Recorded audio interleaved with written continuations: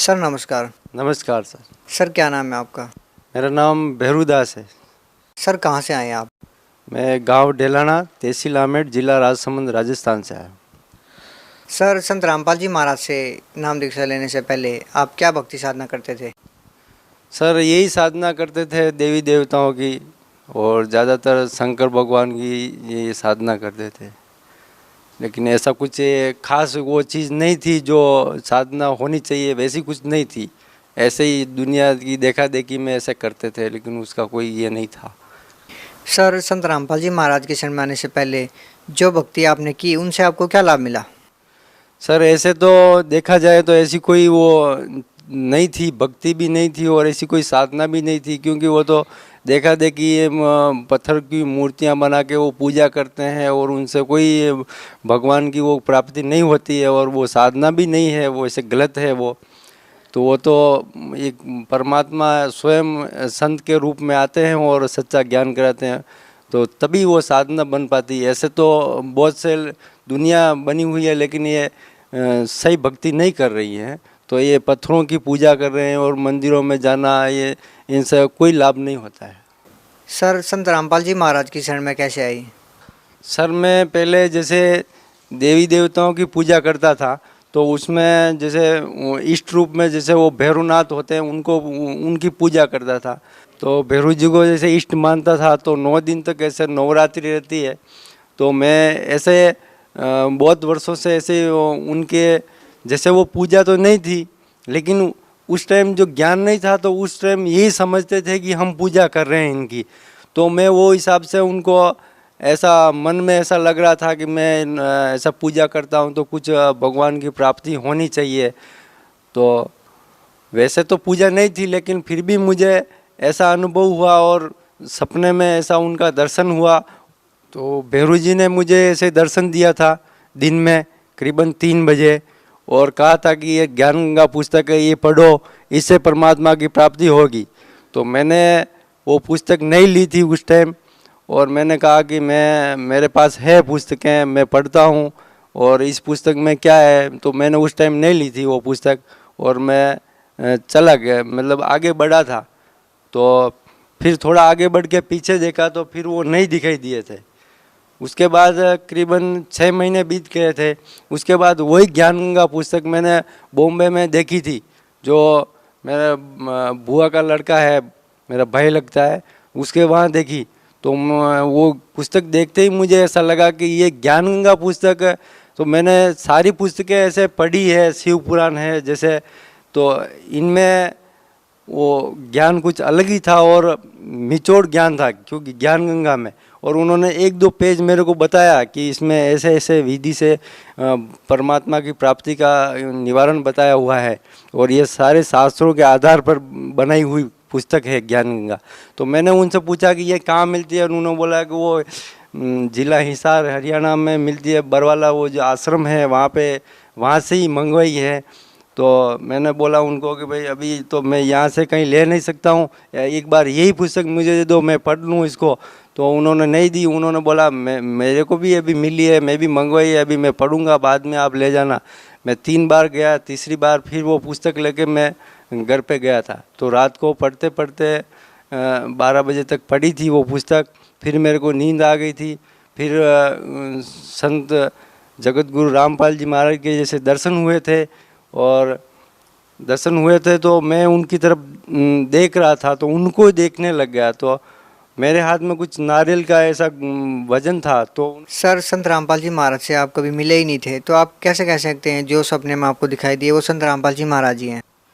Sir ऐसा हुआ कि जैसे वो पुस्तक के ऊपर जैसे वो फोटो है, तो गुरु जी का जो फोटो लगा हुआ था, तो मैंने ऐसे मन में ऐसे संकल्प किया कि अगर परमात्मा वाकई आप ही हैं तो मुझे दर्शन दें। और मैं वैसे भी बहुत भटक चुका हूँ, क्योंकि परमात्मा की प्राप्ति मुझे करनी है, इसलिए मैं ये देवी देवताओं के चक्कर में बहुत पड़ चुका हूँ। तो मुझे रियल जो परमात्मा है वो दर्शन देवे। तो ऐसे में करते करते वो पुस्तक पढ़ते पढ़ते सो गया, नींद आ गई थी। सोया नहीं था, पढ़ रहा था, पढ़ते पढ़ते नींद आ गई थी। फिर मेरे को 2 घंटे के बाद उनका दर्शन हुआ, तो जगत गुरु रामपाल जी महाराज के दर्शन हुए।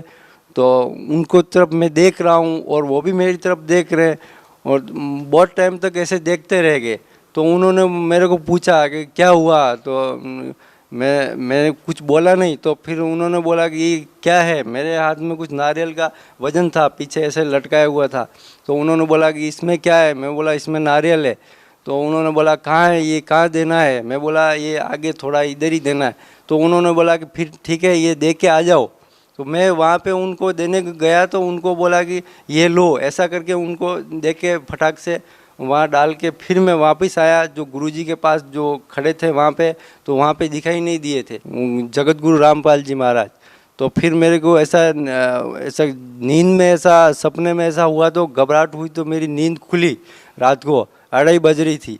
तो मुझे फिर लगा कि शायद परमात्मा जगत गुरु रामपाल जी महाराज जी हैं, क्योंकि अभी मैंने पुस्तक पढ़ी कि 5 पेज भी नहीं पढ़े हैं और मुझे दर्शन भी हो गए हैं। तो उस बात को फिर मैंने विश्वास किया और एक महीने के बाद मैं घर पे आया। तो जो भैरू जी की जो पूजा करता था, फिर मैं उनके वहाँ मंदिर गया तो उनसे ये पाती चढ़ाते हैं वो, तो उन्होंने, मैंने ऐसे मन में ऐसे किसी को बोला नहीं और मैंने ही मन में संकल्प किया कि अगर परमात्मा वहाँ पे है तो आप मुझे ये जाने की आज्ञा दें।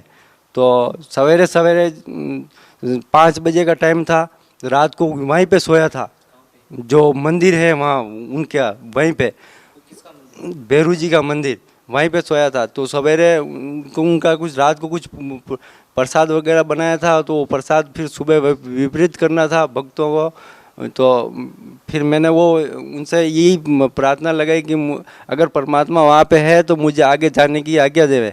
तो उन्होंने फटाक से मेरे को आज्ञा दे दी कि हाँ परमात्मा वहाँ पे है, आप जाओ वहाँ पे। तो मैंने फिर किसी को पूछा नहीं और फिर मैं परमात्मा की शरण में चला गया, जगत गुरु रामपाल जी महाराज की शरण में आ गया। फिर जिला हिसार, हरियाणा, बरवाला में। सर संत रामपाल जी महाराज से कब जुड़े आप? मैं 2012 में जुड़ा था। सर संत रामपाल जी महाराज से जुड़ने के बाद आपको क्या लाभ मिले? सर जगत गुरु रामपाल जी महाराज जी से उपदेश लेने के बाद मुझे बहुत से लाभ हुए हैं। जैसे शारीरिक लाभ भी हुए हैं। पहले बहुत कष्ट था और हर चीज़ से दुखी थे पहले, और जैसे ही परमात्मा की शरण में आए 2 महीने के अंदर अंदर सारे सुख हो गए जो पहले कभी नहीं हुए थे। जैसे बहुत सालों से दुखी थे, जैसे परमात्मा की शरण में आने से 2 महीने के अंदर अंदर ठीक हो गए और सारे दुख दूर हो गए और सुख हो गया। तो परमात्मा स्वयं दुख को दूर करते हैं। तो बहुत से लाभ हुए हैं। पहले तो मेरे कर्जा था, जैसे कर्जा उतरता ही नहीं था, कभी उतरता था तो वापस चढ़ जाता था, डबल चढ़ जाता था। ऐसे ऐसे मेरे को 50,000 का कर्जा था। जिस टाइम जगत गुरु रामपाल जी महाराज की शरण में गया उससे पहले मेरे को 50,000 का कर्जा था, और जैसे ही परमात्मा की शरण में गया और 2 महीने के अंदर अंदर वो मेरे सारे पैसे भी उतर गए।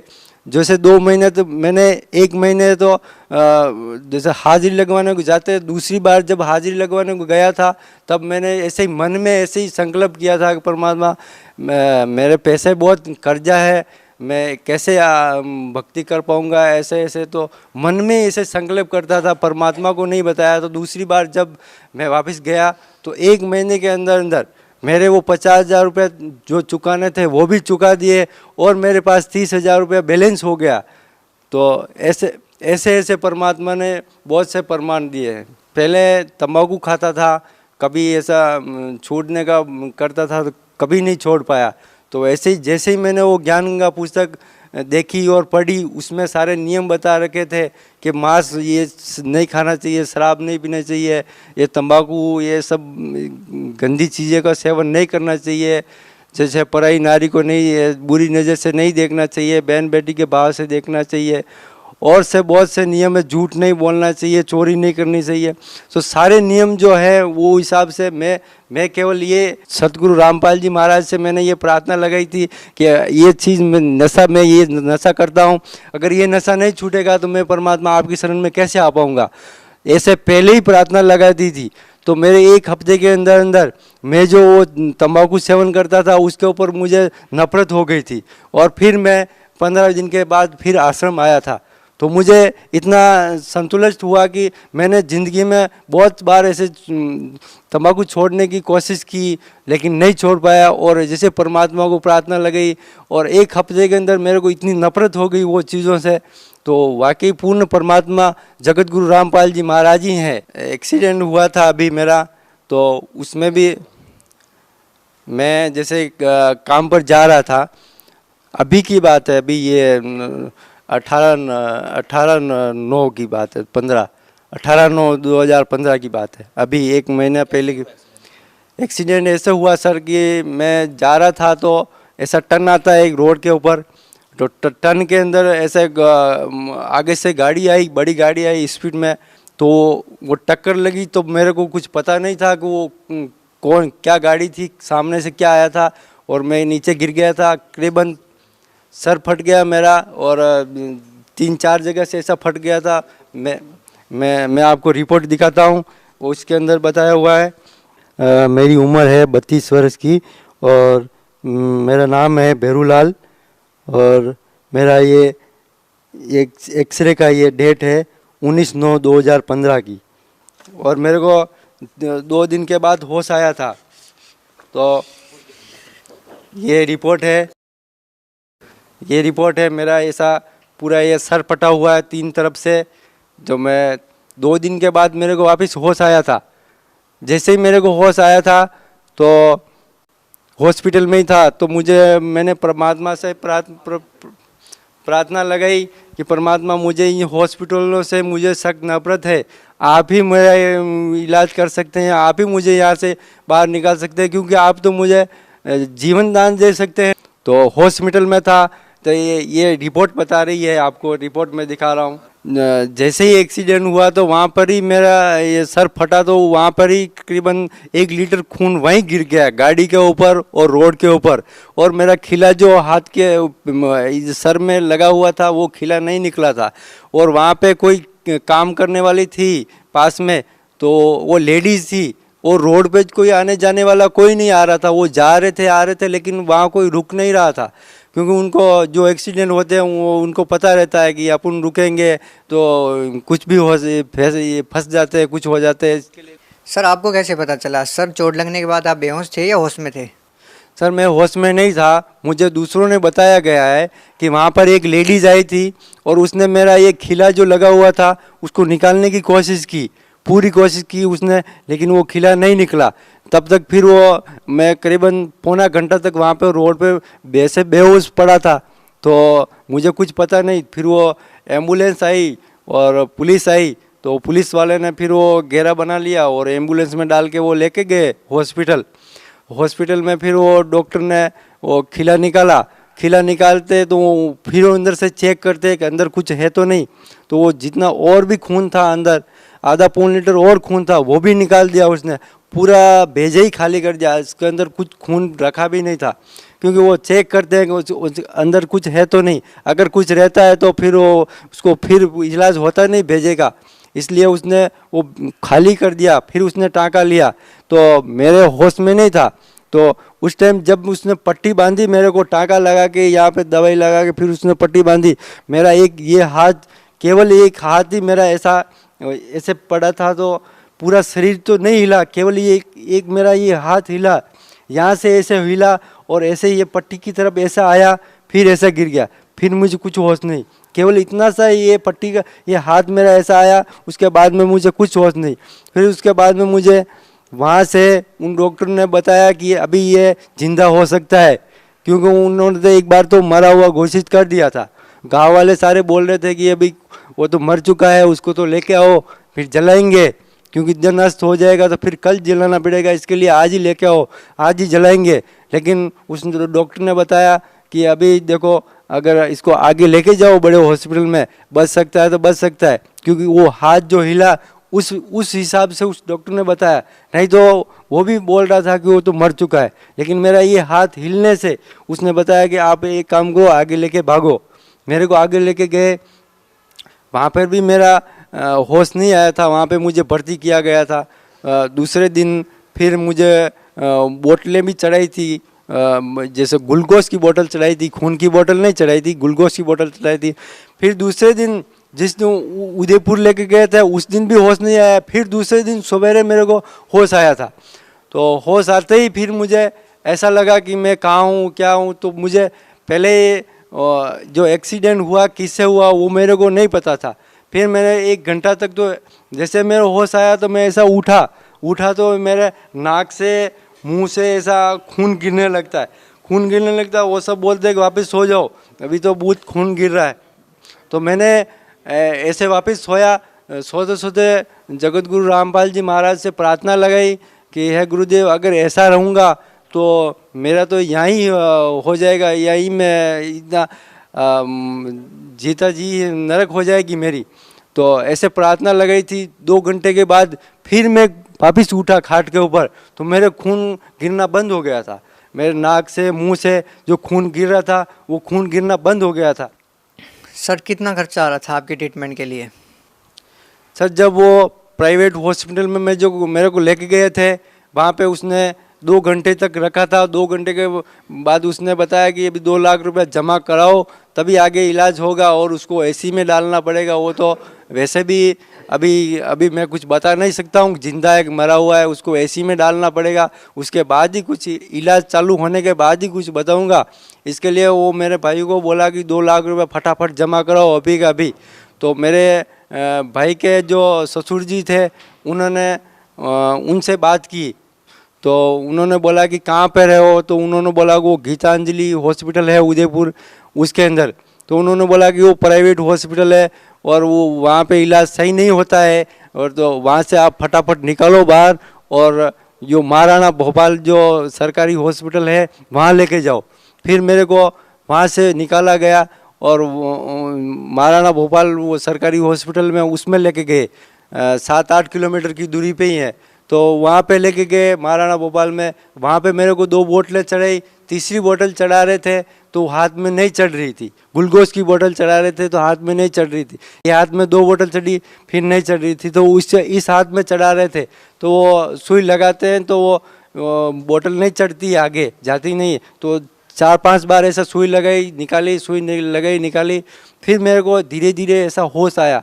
मेरे को होश आने के बाद फिर मैंने उनको कहा कि मेरे को तकलीफ़ हो रही है, ऐसे मत सुई मत ये लगाओ निकालो, ऐसे तकलीफ़ होती है। तो उसको ऐसा लगा कि ये तो अभी होश में आ गए हैं। तो उन्होंने बोला ठीक है अभी नहीं लगाएंगे। फिर 2 घंटे के बाद वो डॉक्टर आया। वो डॉक्टर ने एक इंजेक्शन लगाया और बोला कि अभी तो इलाज चलेगा 8-10 दिन। मैंने मेरे भाइयों से बोला कि मेरे को कोई इलाज नहीं करवाना है, मैं तो ठीक हो जाऊंगा, अभी परमात्मा ठीक करेंगे, और मैं वैसे भी अभी ठीक हूँ। मैं उनको ये बताया मैंने। तो मेरे भाई हंसने लगे, बोले वो तुम्हारा सर पूरा फटा हुआ है और तुम बोल रहे हो मैं ठीक हूँ, कैसे ठीक हो तुम? तो जब वो डॉक्टर था तो डॉक्टर के सामने ही मैंने बोला था। तो डॉक्टर भी ऐसा बोल रहा है कि ये मरीज़ तो मैं ऐसा मरीज़ पहली बार देख रहा हूँ जो इतनी कॉन्फिडेंस से बोल रहा है, उसका सर फटा हुआ है। जैसे ऐसे केस तो जिंदे भी नहीं रहते, मर जाते तुरंत, और ये जिंदा है। और अभी 2 घंटे पहले इसके मुंह से नाक से खून गिर रहा था। अभी मैं 2 घंटे के बाद जो मैं आया हूँ इसको इंजेक्शन लगाने, तो ये ठीक कैसे हो गया और चल रहा है? ऐसा कैसे हो सकता है? वो दूसरों को बोल रहा है, मुझे नहीं बोल रहा है। जो उनके साथ में जो नर्स रहते हैं उनको बता रहा है। तो मैंने उनको बोला अभी मैं तो छुट्टी दे दो, अभी मैं जा रहा हूँ अभी। तो उन्होंने बोला नहीं ऐसे नहीं जा सकते, अभी तो करीबन 10 दिन तो आपको इलाज यहाँ पे करवाना ही है और चलेगा यहाँ पे इलाज। मैंने बोला अब मैं इलाज नहीं करवाने वाला हूँ, और अब तो परमात्मा ही इलाज करते हैं और वही करेंगे मेरा इलाज। वैसे मेरे को परमात्मा ने ही ठीक किया। मैं इन चीज़ों पे विश्वास नहीं करता, क्योंकि इतना खतरनाक एक्सीडेंट होता है तो उससे इंसान नहीं बच सकता है। और वैसे मेरी आयु वहीं पे समाप्त हो चुकी थी। तो आगे मुझे परमात्मा ही नहीं, आगे मेरी आयु बढ़ाई, और जगत गुरु रामपाल जी महाराज ही हैं पूर्ण परमात्मा जो मुझे जीवन दान दिया। सर भगत समाज को क्या संदेश देना चाहते हैं? मैं भगत समाज को यही संदेश देना चाहता हूँ कि जो लोग भगत समाज जैसे ये परंपराओं की रीति रिवाज से चले आ रहे हैं, तो उनको जब आज ये बताते हैं शास्त्रों के अनुसार, जो भक्ति मार्ग बताते हैं कि भाई आप ये गलत साधना कर रहे हैं, ये पत्थर पूजना, ये सब आडंबर करना ये सब गलत है। और वो आगे जो लोग थे उनको नहीं पता था, तो आप अभी समझदार हो, आप पढ़े लिखे हो, आप पढ़ो इन चीज़ों को और ज्ञान ग्रहण करो और सच्ची भक्ति करो, तो इसी से आपका लाभ होगा। इन दूसरी ये परंपराओं से ये जो चली आ रही है, वो बोलते हैं कि ये तो हमारे बाप दादा की बनाई हुई है, ये पूजाएं हैं, इनको ही करेंगे, ये नहीं करेंगे। तो भगत समाज को मैं यही कहना चाहूँगा कि आज के युग में सारे भगत जितने भी भगत समाज हैं सभी शिक्षित हैं और सभी पढ़े लिखे हैं। तो आप स्वयं इस चीज़ का निर्णय करें और शास्त्रों के अनुसार भक्ति तो करनी है, आपको परमात्मा की प्राप्ति करनी है, तो आपको सच्ची साधना ही करनी पड़ेगी। और सच्ची साधना पूर्ण परमात्मा जगत गुरु रामपाल जी महाराज ही बताते हैं। बाकी तो सारे ऐसे ही अपनी अपनी मन गढ़ंत कहानियाँ बना के गुमराह कर रहे हैं भगत समाज को। तो मैं भगत समाज को यही कहना चाहूँगा कि आप सच्ची साधना करें और अपने ही शास्त्रों के अंदर बताई हुई है उन विधि के अनुसार परमात्मा की प्राप्ति होगी। और वो विधि जगत गुरु रामपाल जी महाराज ही बता सकते हैं, और इस दुनिया में कोई ऐसे संत भी नहीं है, वैसे कोई है ही नहीं जो अपने को पूर्ण परमात्मा की जानकारी दे सकें।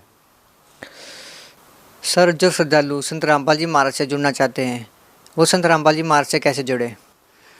सर, वैसे तो भगत समाज को मैं यही संदेश देना चाहूँगा कि सभी जगह पे, जैसे राजस्थान में भी बहुत सी जगह पे आश्रम खुले हुए हैं, जैसे नामदान स्थल के लिए, तो सारी जगह पे खुले हुए हैं। हर एरिया में, दिल्ली जाओ, यूपी जाओ, बॉम्बे जाओ, गुजरात जाओ, कहीं पे भी जाओ, एमपी जाओ, राजस्थान जाओ, मद्रास जाओ, तो सभी जगह पे खुले हुए हैं। तो परमात्मा की प्राप्ति मंत्र जाप वो दीक्षा देते हैं, तो वो सीडी के माध्यम से देते हैं, तो उनसे आप प्राप्त कर सकते हैं। और परमात्मा वैसे तो अंदर नहीं है, वो तो एक दुनिया को दिखाने के लिए लीला कर रहे हैं। वो तो परमात्मा तो कण कण में व्यापक है, तो परमात्मा तो सब जगह है। तो इसलिए परमात्मा की प्राप्ति अगर भगत समाज को करनी है और परमात्मा की प्यारी आत्मा अगर भगत समाज परमात्मा की शरण में आना चाहते हैं, तो आप सभी कहीं पे भी नाम उपदेश ले सकते हैं। सारी जगह पे खुले हुए हैं जो आश्रम, जो आप कहीं पे से भी नाम उपदेश ले सकते हैं। और टीवी के ऊपर, साधना चैनल के ऊपर 7:30 से 8:30 बजे तक सत्संग आता है जगत गुरु रामपाल जी महाराज का, तो उसमें भी नीचे नंबर दिए हुए हैं, तो आप उन नंबरों के ऊपर संपर्क करके भी आप नाम उपदेश ले सकते हैं। सर, जब आप सतलोक आश्रम बरवाला में जाते थे तो आपको कैसा महसूस होता था? सर, जब हम सतलोक आश्रम जाते थे बरवाला में, तो ऐसा लगता था जैसे हम बहुत बड़ी कैद से छूट के जा रहे हैं। जब जाते थे भी इतनी खुशी होती थी, उसका कोई ठिकाना नहीं रहता था, क्योंकि परमात्मा जहाँ विराजमान रहते हैं वहाँ तो घर से रवाना होने से पहले ही सुख हो जाता था। जीव को इतना शांति हो जाती थी कि जिसकी कोई सीमा नहीं होती थी, और ऐसा सुख कभी नहीं होता संसार जिंदगी में, कभी नहीं हुआ जैसा सुख परमात्मा की शरण में आने के बाद हो रहा है।